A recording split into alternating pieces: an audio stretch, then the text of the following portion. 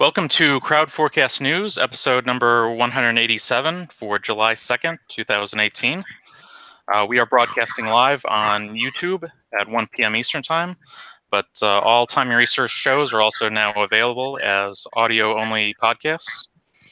So you can look them up on iTunes, Stitcher, Podbean, Spotify, or wherever else you listen to podcasts. Today we will be discussing the 249th weekly report. If you should be seeing it on your screen while I'm talking right now, but if you like to download it or read the full report, you can go to TimingResearch.com and find it there. My name is David Kosmeter. I'm the creator of TimingResearch.com, and I have Rob Hanna back to moderate today, so I'm going to go ahead and turn it over to him. Thanks, David. Great to be back here again.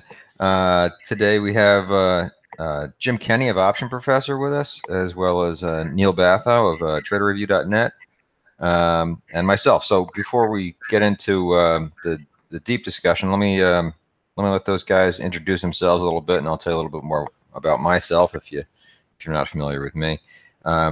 Neil, let's start with you. Do you want to give us a little bit about your background as a trader and about your site and how you trade? Yeah, sure. Thanks for having me on the show again, David. So I was a broker back in 98, 99 at a major firm, and they called us investment executives back then.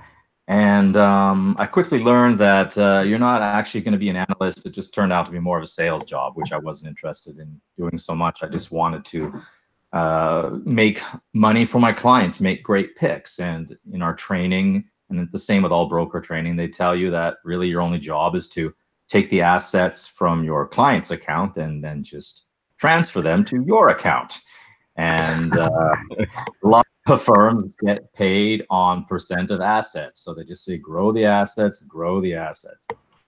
And then what I realized in the training is, if the market, or no, after the training, when I first started having some clients and just trying to get a client to make one pick, I still remember, I was saying, I think it was Sun Microsystems. I mean, that stock went crazy, but I said we should buy this stock, and it went up a few $100%, after I left the firm. But he said, well, I got to talk to my neighbor. He knows about this kind of stuff. Got to get back to you.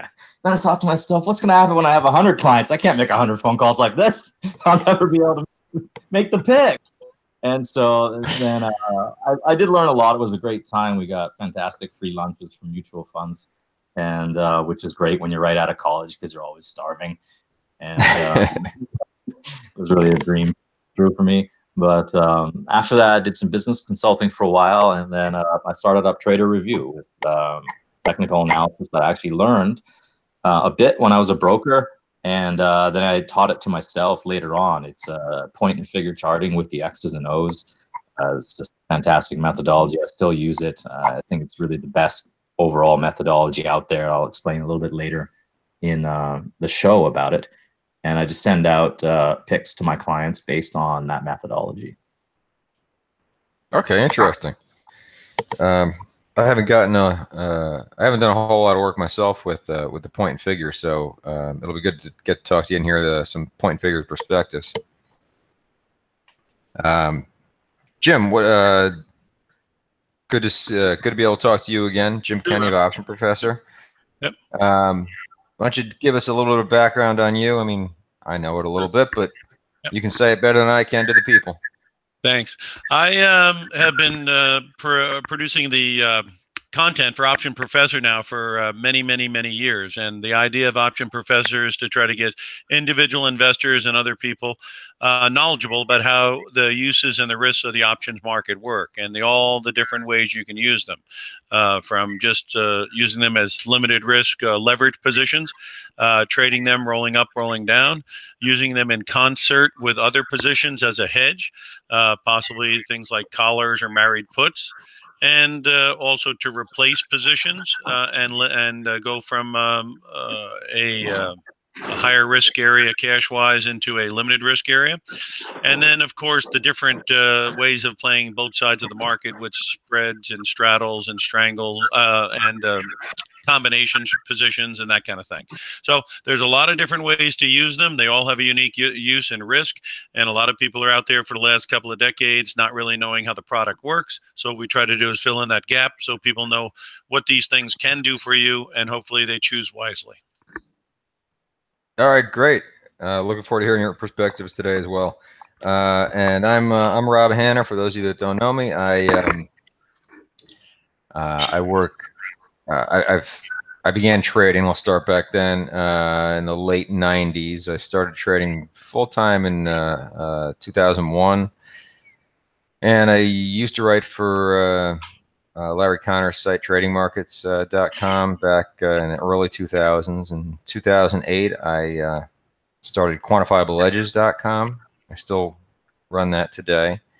And in 2014, I joined forces with Scott Andrews to start InvestiQuant.com. I'm a co-founder there, and I do a lot of the swing and overnight trading stuff at InvestiQuant. I'll tell you a little bit more at the end of the podcast about those. My primary focus is swing trading, and I use quantitative methods for the most part. I also normally dress better than this, but I wore a t-shirt today because I did an MS fundraiser over the weekend. I biked from all the way around Cape Cod. It was 150 miles and 2 days in the heat. And so I'm wiped out, but I'll tell you about a special offer I got going on at Quantifiable Edges if you donate to the MS Foundation. We'll get to that later on. Let's get to the questions, though. So let me start off by just doing a quick check to see what side we're all on here as far as do we think the market's going to be moving higher or lower, just to kind of put it in perspective. And without getting into any details yet, we'll just go through the list. I'll start. I'm bullish from now until Friday. Jim, are you bullish or bearish? Yeah, I think the probabilities right now may favor a little bit of a rally. Okay. And Neil, are you with us or against us? I'm hoping you're against us. It makes the discussion more interesting. Market's going down. Oh, there we go. All right. Okay, good. So it's we'll have some good back and forth here. And I'm seeing reasons for both. So maybe I'm seeing some of the same stuff as Neil, but my inclination based on a lot of my studies is up. Let me let you guys talk first. Neil, why don't I start with you since you're the dissenter, I guess. What's making you think that it's going to be headed down this week? Okay, just going to bring up the charts here. I'm going to give away my big secret indicator. It's the best indicator I've ever found in 15 years, and I don't think you're ever going to be able to find a better one. So that, of course, means there's a better one, right? So here it is. You can all see these X's and O's here? Yep. Okay, so you can see that this is a scale. It goes from 0 to 100. It just starts at 2 because it hasn't gone any lower than that. But what this chart does is it shows what percent of stocks in the S&P 500 are on near-term buy signals. And so that's when a stock has broken out, the typical left to right, it breaks out from a previous high. They're point and figure based, but that's the best way to explain it. And it just reversed down into O's here on Friday. And so there used to be 64% of stocks with decent near-term technicals in the market, and now it's reversed down 58, and now here over at 56. And almost every time I see this, I think there was only one time I didn't see this happen. The market is down the very next day. So this reversed on Friday during the day, and then Monday, the market is down at the open over 100, 150 points or so on the Dow in the morning. And the guys at the CBOE use this indicator. They use point and figure there, a lot of the old timers. And this is really the best indicator that I've ever seen. And I'll show you another one that will be a little bit easier to read. Just take a second to bring it up. This one went down a few days before, or even like the last 2 weeks. It's the percent of stocks in the S&P 500 above their 50-day moving average. So you look back here, it was around 75, and now it reached 50. It's 53. So think about the entire S&P 500 index. Only about half the stocks are above their 50-day moving average. That's really weak. So I think it's going to lead to more of a breakdown. And I don't really even have to bring up the chart of the S&P 500 to sort of get that bearish sentiment. Well, so the S&P 500, I'm looking at it as of Friday. The 53 doesn't seem surprising to me, being that it closed almost right at the 50-day moving. I mean, the S&P 500 closed almost right at its 50-day moving average. So So it's kind of funny how half the stocks are above and half the stocks aren't. Yeah. Interesting to point out there, though, and is it the dive down that normally you find pushes things below? It sort of depends on the overall chart of the S&P 500. If you look here, I use Ichimoku Cloud as well, so you sort of have some support here on the cloud. But what's actually happening here? I can't really draw on here, I don't think, but you can see the chart here. You have a shoulder. The daily chart. Yeah, it's a daily chart of S&P. So you have one shoulder here, then you have a head, and I think another shoulder here. And what's funny is that when you do the Series 7 exam, which is the broker exam, it's actually a really, really hard exam. About 30% fail it. And if you fail it, you don't go to work the next day. So my boss actually came in and to my office. He said, "Hey, is your exam tomorrow?" Which was a Friday, I think. I said, "Yeah, it is." He said, "Good luck, or don't come in on Monday." And he laughed and walked away. I'll never forget. And then I came in on Monday, and then everyone sees you and they clap, and it's this big kind of fun thing. And they say, "You made it, you didn't fail."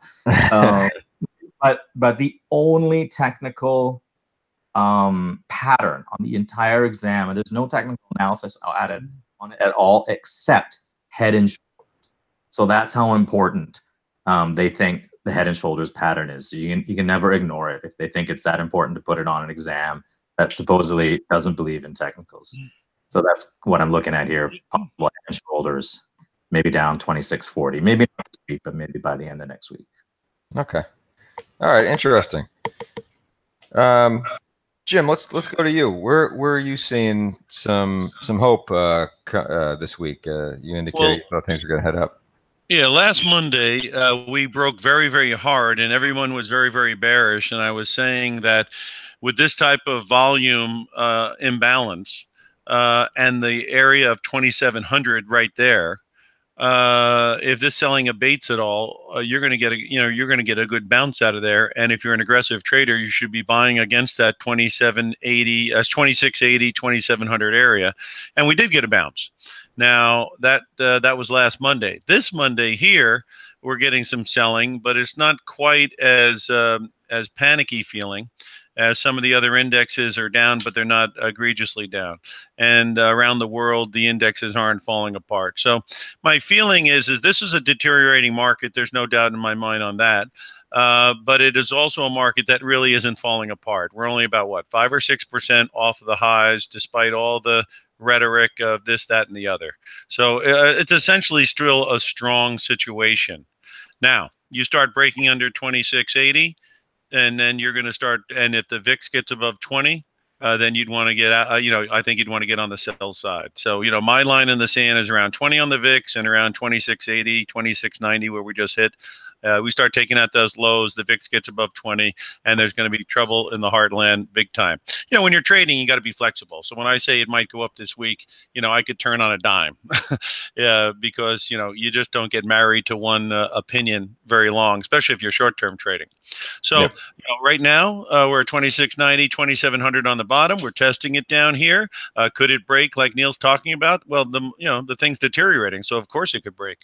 And might it, pop a little bit here this week if, people want to cover before the holiday, and then the Fed minutes on Thursday, balance sheet Thursday. Friday, you got unemployment. You get a decent number on unemployment, and maybe you go up towards that 2750 area. There's a couple of gaps maybe up there. That's all I'm seeing right now, because I think we are still in the same thing I've been talking about, which is a trading range, which started after we had that blow off top in January. Yeah. And a trading range is what we're in. So what is a trading range? It looked very good for a while, then it goes back down, looked very bad for a while, then it goes back up for a while. And if you buy strength and you sell weakness, you probably have a cardboard box on the corner saying, lost all my money in the trading range, please feed me. So, because you can go through a lot of dough if you're looking for a trending market in a trading range, because it ain't just happening. So, that's basically what I'm saying. I think I have a very strong viewpoint on what's going on right now, which I'll get to later in the broadcast. And I got a very strong viewpoint on what I think the rest of the year will be. So this summer doldrum would not be a time to go to sleep at the wheel, but I think it'd be an opportunity to start planting your seeds for a fall and winter growing season that could be very substantial. And I'll get into that later in the broadcast. Okay, good. Yeah, it looks like the overnight futures got hit a little bit by the LeBron James joining the Lakers news. I know that didn't fly in Boston. I know that much. No, we're fine with it in Boston. He's out of the East. Go ahead, go play out there. We got to start betting on sports on this show. We have to do it. Yeah, What's that? If it's going to be legal, I got to have a sports section of my newsletter. I swear. Every once in a while, I swear. You just know, don't you? Thinking. Yep. I just know it. Yeah. So I bet you can bet on the Lakers to win the championship. I bet you now on some sites. I wonder what the odds are. My son told me this morning that before he went to Los Angeles, the odds of Cleveland winning it next year were 10-1, and now they're 500-1. Oh. I wish we had some puts on that. That would have been awesome. Yeah. I think the Red Sox and the Yankees are schizophrenic, because one day one beats them by 11-0, and the next day the other one beats them 9-0. So I think there's some schizophrenic pills that are needed, medication for those teams out there. Yeah, you're right. And it doesn't make for too exciting a baseball. So Jim, you made one point about the support here, which was you mentioned around the 2690 area, and that's the recent lows that you're pointing at there for the S&P, correct? Correct. Okay. And then one thing I've noticed is that we're really not that far above, like at 2670, you got the 200-day moving average now. So that has seemed to act as some support in February, April, and the beginning of May. I would think that would have a chance to act as some support again as it's continued to bounce. Do you look at the 200 at all? Is that something that you? I think the trading range scenario that I've been speaking about since January, the hourglass is running out of time. Mm-hmm. Meaning you're getting a convergence on the 50 and the 200-day, which means you're no longer at 2,900 on the S&P with the 200-day at 2,400. Right. That ridiculous joke, which was happening in January. So the excesses have all been taken out of the market. And like I was going to say later in the broadcast, but I'll briefly just say now, I think there's a number of markets that are on a ledge, and that ledge will not last. And there'll be, some activity around this ledge in the next 8 weeks. And then as the kids start going back to school and we start looking at, leaves on the ground, there's going to be some changes coming up here. And I think this summer doldrums and working off the excesses of January are going to be behind us. And there's going to be some action in that time frame that I'm talking about. Okay. All right. Good. I'll look forward to hearing more of your thoughts on that a little later too. All right. So I'll give my input on the short term here as far as some of the things that I've been seeing. For one, at InvestaQuant, we have what we call our swing edges guides, and they look at a number of different systems. So it's momentum-based systems, acceleration-based systems, we call them, and seasonality-based systems. there's 3 of each. There's a 1-day, a 3-day, and a 5-day, and they all use different indicators, but they're trying to measure that similar type of seasonality is measured a number of different ways, and we look for 1-day and 3-day and 5-day. And what it does is it looks back historically and says under similar circumstances, how often has the market been higher over the next 1 or 3 or 5 days, and then what's been the profit factor if you were to have gone long. Profit factor being gross gains divided by gross losses if you took every instance where this setup occurred. And the numbers at IQ right now are quite strong. Pull that up for myself to look at. So on average, so the 5-day numbers, well, we're looking 4 days here. So the 3-day numbers are showing a 59.9% win rate and a 1.61 profit factor. The 5-day are showing a 61.2 and a 1.52 profit factor. So really right around a 60% chance of a move higher, and a profit factor of about 1.55, which means you historically would have made about 55% more than you would have lost on such bets over time. And I generally view anything above 55% and 1.3 as pretty good, or as bullish. So these are good numbers that we're seeing, and they're giving me some optimism. I also saw I looked at a few studies over the weekend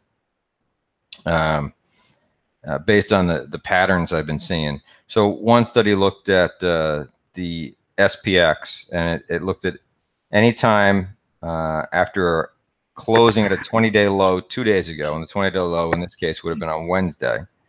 S&P closed up 2 days in a row, but was still below the close of 3 days ago. In other words, it didn't make up for that 1-day drop. It didn't make up for Wednesday's drop on Thursday and Friday. Whenever that's happened from 2000 to the present, there's been 21 instances coming off a 20-day low, like I mentioned. 3 days later, 17 of the 21 were higher, and the average made about 0.9% over the 3 days. Another interesting study I looked back to the inception of the SPY, and it just looked at all times that SPY closed in the bottom 10% of its intraday range, like it did on Friday with the big sell-off at the close, or near the end of the day. So it closed the bottom 10% of its intraday range, but still up on the day. So when that's happened, there's been 34 instances going back to 1993. 27 out of the 34, or about 79%, have closed higher 3 days later, and the average instance gained or closed up 0.8% 3 days later. So those are just a couple things that I'm seeing that are pointing to the upside, that are making me think we got a good chance to bounce here in the next few days. So that's an example of the stuff I'm looking at, and that's why I came in and said I was a bullish. Let's go back and let me ask you, Neil, are there things that you are looking at this upcoming week that would get you to either feel that that would confirm your stance, or your bias, excuse me, your bearish bias, or that would cause you to flip your bearish bias, either fundamental things or news events you're looking at, like the employment report coming out Friday? Do you think that's a big deal? Or technical factors? Are there technical factors that you say, all right, well, if it goes above here or below there or whatever, that would change my possibly change my bias, and so I'm on the lookout for that. Is there anything you're on the lookout for? Yeah, sure. I mean, sort of my whole basic hypothesis of what moves the market is growth rate expectations. So the only way the market's going to go up is if the growth rate doesn't just stay the same; it gets better and better all the time. So if you look at something company specific, let's say they have a 20% growth rate, and then the next quarter a 21% growth rate, 22% growth rate. And then they say, you know, we're still selling more products than ever before. Next quarter will be our best quarter ever, but it's only going to be a 19% growth rate. I mean, you got to sell that stock for the next year or two. I mean, it's going to drop 30%, these types of things. So I think in the market, I mean, how much better can it get? How much better can the economy get? You know, it's got great numbers. Optimism is at a huge peak.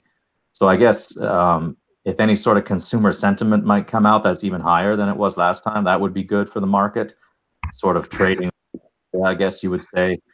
But I've seen kind of some contrarian signals. They're kind of funny, but I've actually learned never to ignore them. One of the most fun things you can ever do, if you're ever at the airport, you walk by a newsstand, look at the news covers, all the magazines, and do the exact opposite of what they say, especially The Economist. That is the most ridiculous. They are so far behind the curve, you can't even imagine. The Economist is like Charlie Brown and Lucy in the football. I mean, they'll just kick that football every time, and Lucy will pull it away, and they'll just keep falling for it. So it's really hilarious. But I found this article. I'm just going to bring it up here. This is just a classic. It's about millennials. Rich millennials buy more stocks, but don't rely on them. And then if I go down here, flush millennials keep more in cash, but have been much more aggressive in equities over the past year. Now, these were kids that were 11, 12, 15, 16 years old during the 2008-9 crash, and know absolutely nothing about the tech crash in 2000, 2003, all of this stuff. So they've moved most of it into stocks to 46% allocation from 25%. And I see something like this and I think, okay, these guys have a sort of a entitlement type of mentality, and I don't take these things lightly actually when I see them. And I'll think about these types of indicators these types of things when I trade and I see the market breaking down. I think, yeah, millennials are going to complain in about 6 months that the whole market's rigged, everyone's against them, it's all insiders making the money, you know, all these types of things. And so this is a real fun type of thing. I'm always on the lookout for this type of stuff. And you know, let's say you'll see a magazine at the airport, I don't know, Money or something, and it'll say like a huge bowl on it. It'll say, "How much more can the market go? Are you ready for the new paradigm?" And that's when you get real scared. And so, you know, I'm always out on the lookout for these types of things. So unless things get extraordinarily better, better than anyone ever imagined, as far as optimism goes, I'm not really looking for new highs in the markets till, if we're lucky, you know, November. Okay. All right. Interesting. Yeah, I hadn't seen that article before, so thanks for pointing that out. Jim, let me ask you a similar question. Are there things upcoming this week that could change your mind, that make you think of that'll either confirm or refute your bias and have you rethinking things? Well, obviously, we're going to have Fed minutes, and we're going to have Fed balance sheet, and then we're going to get an unemployment report, and then we're going to slap tariffs on people. So there's a lot of meat on the sandwich here. And the meat could be rotten or it could be very fresh. We're going to find that out sooner rather than later. One thing I just wanted to say briefly about Neil, what he was saying is so true on a personal level. I dodged a pretty big bullet in January because I was very seduced by the story of the banks, and seduced by the story of emerging markets, and seduced by the story of Europe. You know, Europe was cheaper than us, so it's going to be great. Growth rates in their emerging markets were going to be great, so that was going to be great. And of course, the banks are going to make all this money when they dereg and do all the rest of it. And if you put a lot of dough in there in January, which I was thinking about doing because I was kind of seduced, the story made a lot of sense, it seemed like. Fortunately, I never made it to my wallet on that one because it would be a nightmare. I'd be down like 20%, 30%, or if you're in stocks like on the Goldman Sachs, you'd be really whacked here. And, you know, so it's just another example of what Neil was saying, that when things are popular, that means participation is already pretty high. And when people are complacent, when things, if it starts raining and you just stand there, don't get an umbrella, don't get a raincoat, you can get pretty wet just thinking that the rain is definitely going to stop. So I just wanted to make an aside on a personal level that what Neil was talking about is quite accurate. You got to be careful when things are extremely popular because that means participation has already occurred quite a bit in some cases. Yeah, I'm looking at the iShares of so you look at IEV, which is Europe, and that's gone from to back up your point. That's gone from about 51 down to it's trading at 44 right now. And you look at the emerging markets, right? I look at EM for that, and that's similar. It's gone from 52 down to it's not even worse, down to 42 right now. So it's lost about 20%. Yeah, great bargains often become much better bargains is what you tend to notice. Well, because a lot of people are in there and a lot of people bet up and maybe they're gritting their teeth and they're, going through that laundry list of, well, it'll turn around. Well, I'll give it time. Well, I'm in there for the long run. And then, they whack it pretty hard and all of a sudden they say, screw all that stuff. Just get me out. A long-term investment is a short-term investment gone wrong. Yeah. Yeah, obviously, if you get in after a crash of 08, and you, put something on long and you let it ride as long as you can, that's a different story. It's when you're getting in at the all-time highs, that's not the same as getting in 08, 09, or 10 or 11. You know what I mean? But at any rate, this week we could have some stuff going on there, and that's going to be interesting. But like I say, if Neil's going to be accurate, it's probably because the people are still complacent out there, and the participation is quite high, and the market makers and the guys who want to do their buybacks probably would like to buy it back during a flush. And so, there's always going to be that risk that they may do a very major flush and use these tariff, scenarios that they've got floating around. I mean, the trade deficit, as far as I can see, is, it's kind of silly to think that we have a 19 trillion GDP. Canada has like 1.75. They're never going to buy as much stuff from us as we buy from them because of the sheer enormity of the difference between the two economies. And they're not going to not buy German cars in Germany because then all the Germans wouldn't have a job. So, it's just silly on so many levels, but it's a political thing. And like many things that are going on, there's headline stuff going on. But, and of course, the administration is betting that we're 19 trillion and these other countries are 1 trillion and 2 trillion and maybe Japan is 4 trillion. So really they're all small players. But if they all get together, they're a big player. And I think that's what they're trying to do here is rather than just roll over and play dead, they're getting together and trying to fight the tariff war in a cumulative fashion. But I think, like I say, by the next 2 months, whatever we're doing with this tariff talk and all that stuff may very well get behind us more than it will get crazy because some of the objectives, I just don't think are reasonable. And once they become obviously not reasonable, then, these things can go the other way. Well, one of the things about the U.S. and with the trade deficit, a lot of people don't realize you have a trade deficit. You have money leaving your country. More money is going out of your country than it's going in your country. And so one of the biggest exports, probably the biggest export of the entire United States is actually inflation. So you're sending all this money overseas. And now I'm sort of wondering if the money supply, if there's more deficits and more cash staying in the domestic United States, what that's actually going to do to inflation if this all works out. And I don't have a lot of research on that, but if the more money there is in a certain location, the less value it's going to have.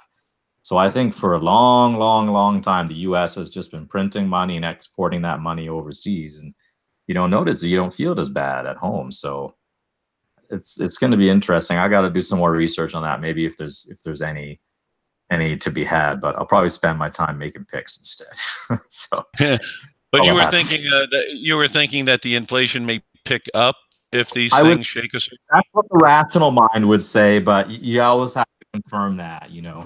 Because right now the gold and the silver look like they're betting the other way a little bit. Maybe, yeah. I'm so not bullish on gold at all. Yeah. Pardon? Yeah. anyway, that's all I had to say about that. Is just how the U.S. its biggest export ever is inflation. So it's going to be interesting to see if all these things work out. But you know what? All that Trump does and every single deal that he does, it's straight out of his book, Art of the Deal, where first you offer a bad deal, they reject the bad deal, and then you come up with a better deal and look like you're the deal maker that made an awesome deal. And everyone's happy because you sort of look like you gave a little bit and agreed with them when no one would agree with the first deal in the first place. And he uses this every single time, and he's doing it again, saying, he'll say, I want to charge tariffs on this. And then after a while, he say, I gave them a break or whatever. But that was his plan the whole time. And everyone falls for it because no one read his book. Maybe the sophistication level of the person he's dealing with now is higher than what he did in the book, though, you know? What are you talking about? I read that book in third grade. I'm just kidding. Right. It's an old book. He's sticking to it, I guess. I'm saying that's his plan. That's how he does the deals. Offer bad deal, and then everyone's happy. He's a better deal. So China's reading another book called The Art of War. God. Deficits for dummies. I don't know. Sure. Okay. Well, I don't want. I'm just trying to make up stuff as I go along here. I just was making some real serious money supply comments, and everything got all twisted. On the show. What's next, Rob? I just thought I'd point out one other thing that I'm looking at that we just haven't discussed yet, which is, I mean, Jim brought up the Fed and the meeting, the minutes and all that coming this week, but there was a huge maturation of treasuries on Saturday. It was on the 30th. Oh. And that was about a little over $30 billion. And they will probably not renew about 18 billion of them. The final number will come out Thursday afternoon on their website. But up until June, it was $40 billion a month. I'm sorry, $30 billion a month that they were rolling off the books, right? So treasuries will mature, and up until now, or up until last October, they would reinvest the money into new treasuries. Well, now they're not doing that as much, and it's both treasuries and mortgage-backed securities. So about 18 billion a month in treasuries and about $12 billion a month in mortgage backs, and that's now that it's July, moving up to from 30 billion to 40 billion. And what I've seen is that these non-renewals, that's basically it affects liquidity. So there's not as much liquidity available, and the market feels the pain. Just as QE helped push the market higher, QT is making things more difficult. It's gone from a big tailwind to a big headwind. So liquidity events are more likely to happen. And this week, being that we just had this big maturation, is 1 week where we could see liquidity a bit tighter. And maybe the market reacted to that leading into it on Friday, right? The market knew that there was going to be less liquidity because they post the schedule, but it may not have all gotten out of there. So we'll see. I've done a fair amount of studies on this, and you can download a free report I did over at Quantifiable Edges. I'm trying to remember the title of it. It's like trading with based on Fed action or something. But you can find it over at quantifiableedges.com. Nope, someone's Googling it.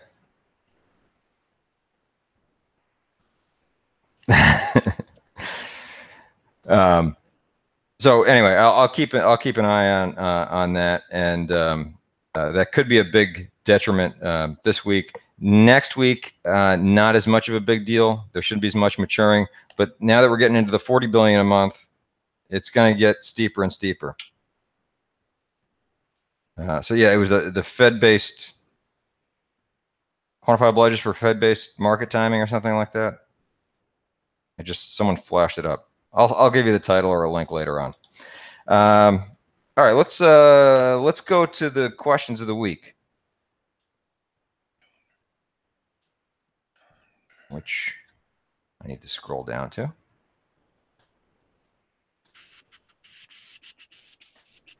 And it's interesting. I got the responses on the website from the readers were mixed in my eyes.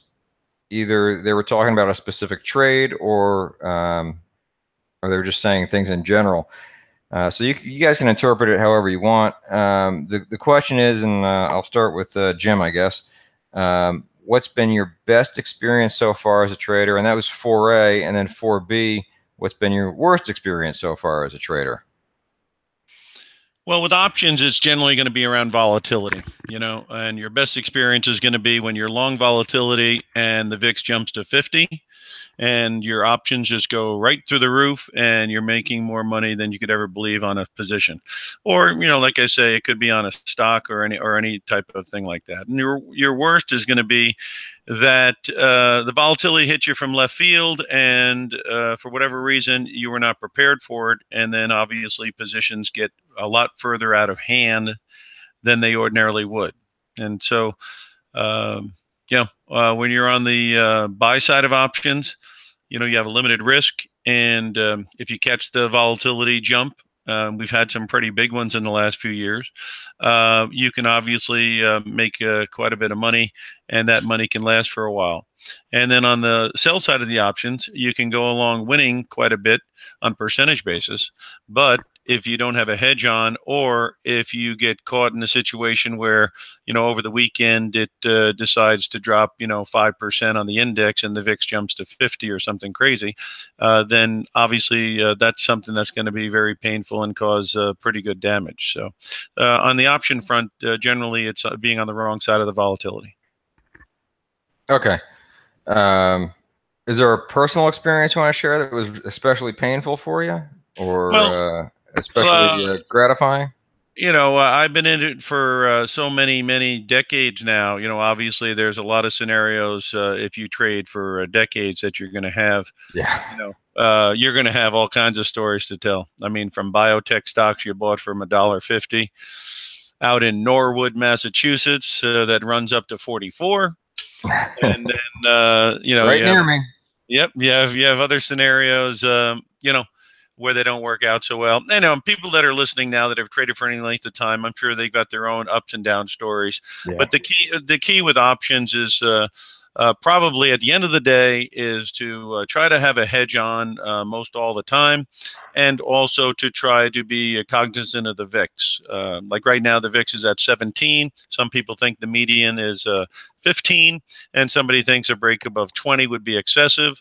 So maybe a two-sided trade looking for the VIX to go back to 15 or to break through 20 would be something that would have limited risk and a heck of a lot of potential if you got that volatility coming into the market. And there seems to be a lot of stuff being talked about and a lot of news being hit.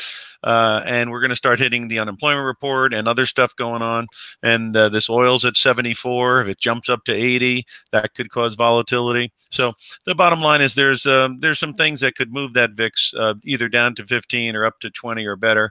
And so a two-sided trade in this neighborhood would be something that you could price out. Yeah. Yeah, the employment report is interesting too. You mentioned that. It's I've studied that over the years, and there's a lot of things that show consistent edges that you can find from a seasonal standpoint. The employment report is one of the streakiest things I've found, where you might have 15 out of 17, the market will go up on the date of the employment report, and then it'll reverse and you'll see the same thing to the downside. So it's been doing well lately, but that doesn't mean a streak isn't going to start in the other direction. So it's not something I generally depend on. And I haven't, sometimes I'll see some good studies around it, but it is a little bit scary to trade. because, like you said, it can create that volatility. Mm-hmm.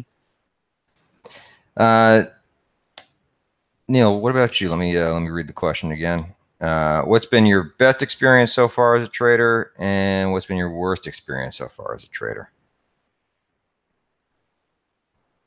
I think a lot of my best experiences came when you're really on top of the market all the time, every single day, and you're not letting anything get out from under you, you know. And combined with that, one of the biggest things ever is position sizing. I don't believe you should put in the same amount per trade. I actually have a calculator I had made for me several years ago that will calculate wherever your stop point is. You calculate how much your entire portfolio would drop if you get stopped out on that one pick, and then it will tell you how many shares to buy. So, for example, you know, you buy a stock at 43, your stop is at 41 because you're buying very, very close to the trend. You can put a ton in that trade. You can put maybe 50% of your whole portfolio in that trade.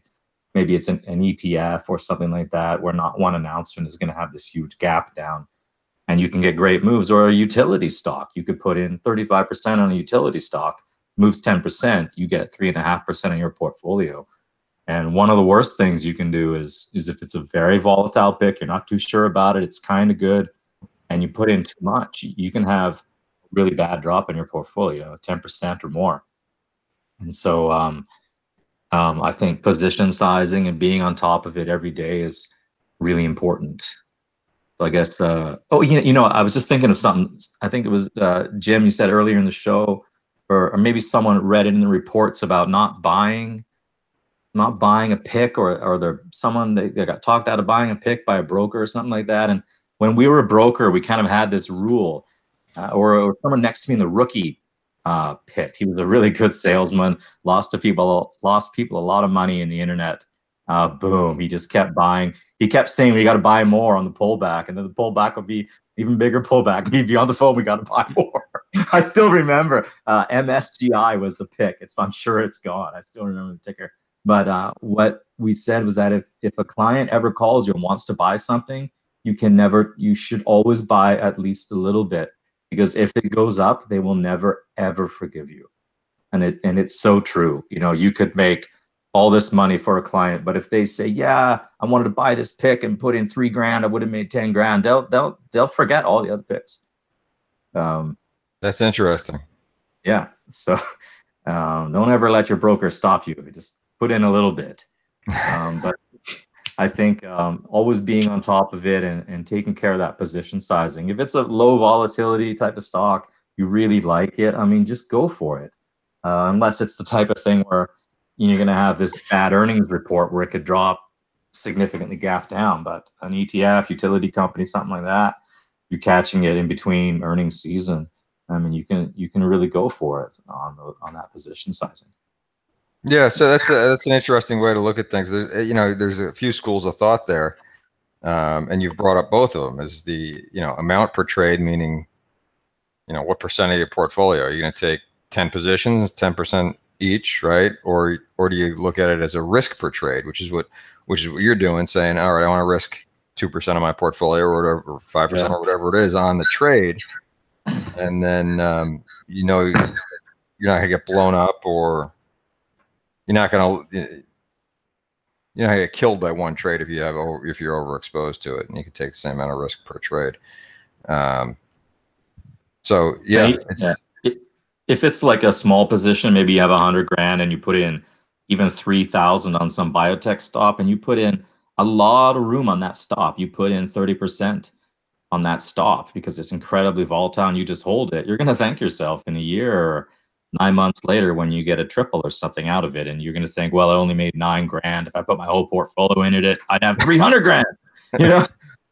But then would you really have held through that 10-15% pullback that happened 10 times along the way? Probably not. You probably would have gone crazy not sleeping at night. So if you really want to buy something, always just put in at least a little bit, and you'll thank yourself later. And you probably won't think too much to yourself, oh, I should have put in the whole account and I'd have that condo by now. Well, I think that's a big key to trading, just having a method, right? I mean, so you don't always second guess yourself. I mean, if I put my whole account into all of my winning trades, I'd be Buffett. Right? Just avoid all the losers and put the 100% into each winner I've had over the years. So you just can't continue to second guess yourself. But you're right. Like having a good methodology like that will keep you sane and keep you profitable, hopefully. I think it's also a good idea to scale out too in trades sometimes, depending on the market conditions, because normally what I find is it's very hard for a stock to make more than a 20% or so move in a period of a month or two. That seems to be some sort of magic number where the stock market just says, sorry, buddy, we're just not going to give you more than 20% all that easily. So if you're getting in the 10, 15, 20% range, take half or so off the table and use it for something else. And maybe even if it breaks out again, you could even put it all back in on the breakout, because that way you're managing your risk as well, even though you would make a tiny bit less. And I mean, I've looked at Apple charts going way, way, way back on point and figure and saying, if I just bought the breakouts on a very long-term chart, I mean, it really just works on point and figure. If I change the box size to about 5% or so, if I only buy the breakouts, I put everything in on a very big breakout and sell it all on a breakdown, you'll outperform the stock from just holding, and it'll be better on a risk basis as well. So, okay, yeah, interesting. Well, thanks, Neil. Best experience as a trader, I guess, has been just overall. I mean, for me, my ability to earn a living and work from home and have freedom. That freedom does come at a price. I work an awful lot. I don't stop working at 4 o'clock. Most of the money I make is after the market closes, when I do my research. All I'm doing from a trading standpoint is executing on my research. You know, I come into the day, I know what I want to buy, I know what I want to sell. I don't day trade. So I mean, day traders have it differently, but I don't. It's not because I don't think day trading can be profitable. It's just because it doesn't suit my lifestyle. But I've been able to build a business around the lifestyle that I want, and that means if I need to not be in front of the screen all day, I don't have to be. But that I can come up with strategies that will allow me to make money and feed the family and do all right. The worst experience as a trader for me was, you remember the big losses, right? So the most painful losses I had were in August of 2011, and that was actually it was end of July 2011. So this was a tough day, and it was just one of, I can tell you a bunch of stories when I lost money and a bunch of stories when I made money, but this one was kind of funny, or not that we can look back at it and say it's funny. We were going into the weekend, and I had a bunch of indicators all saying long, long, long, long, long, long, long, long, long, and so I took some heavy long positions, heavier than I normally do. I mean, not a lot heavier, but I was about all in, and went out to see a comedy show with my wife, and we were going to see the comedy show for my birthday. It was my birthday at the time, and we get to the show, and she turns on like the news feed on her phone, and as we're walking into the comedy show, she says to me, "Oh, did you see that they downgraded U.S. bonds?" And the market's closed for the whole weekend, and I was like, "Oh my God!" Well, that show wasn't funny at all, because I was like so worked up. I'm so long, and they downgraded bonds for the first time ever in the U.S., and I knew what was going to happen next when it opened on Monday morning. So I took some tough losses there, and it was a lousy way to start the weekend. All right, let me go back through, and we need to wrap it up. But if you guys can, Neil, if you want to offer a trade idea, if you have one for this week, and then also let us know anything you got going on over at TraderReview.net. If there's anything you want to tell us about there, that'd be great. I don't really have a trade this week, unfortunately. I usually have one to give away. Unless you're a covered call type guy, it could be a good week for covered calls. I don't really do that at my service, though. But yeah, if you sign up Trader Review, I'll give you that calculator you can install. That'll help you with your trading, the position size of your trading. You can subscribe to my newsletter. I always give a good overall economic outlook, mostly, well, it's a technical outlook, but I also talk a bit about the fundamentals and how they correlate to one another, fundamentals and technicals. The fundamentals will never bail you out. I'm not sure if I read that somewhere, if I made it up myself, but once something starts going down, you can never think, oh no, the fundamentals will bail me out. It's a great company. Don't worry. I'm not too worried about it, because the stock is not always the economy. It's not always company. So yeah, if you want to sign up, TraderReview.net, and I'll get you that calculator. All right, thanks, Neil. Jim, how about you? Can you tell us if you have a trade idea for the week, and tell us what's going on over at Option Professor? Well, basically, because we're at the end of it here, I just wanted to say that I do think that there's a number of markets that are in a zone which I would consider to be kind of a ledge. And the US dollar between 94 96 is in the zone where I think it's a little bit of a turning point one way or the other. 10-year yields are at 280 area. I think that's a big area. The S&P between this 2680, 2700 ballpark area.